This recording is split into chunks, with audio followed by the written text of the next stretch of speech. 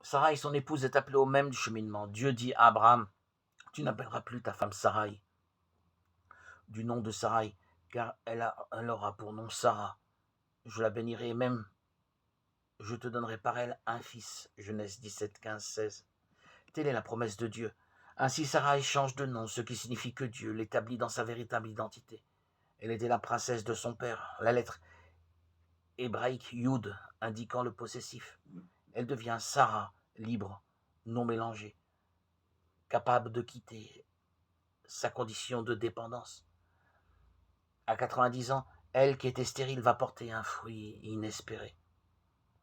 Jésus a toujours été très clair sur la manière de vivre sa propre relation familiale.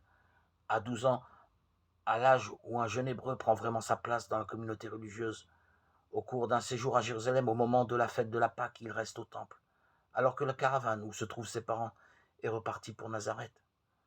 Ceux-ci le cherchent 3 jours entiers et vont finalement le trouver dans le temple, interrogeant et enseignant les docteurs de la loi. Il répond à l'inquiétude de ses parents. Pourquoi me cherchez-vous?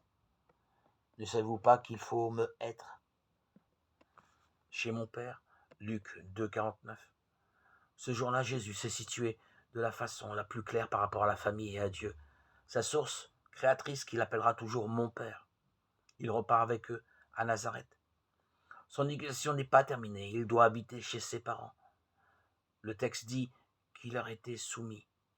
Il pouvait être soumis car auparavant, il s'était parfaitement situé.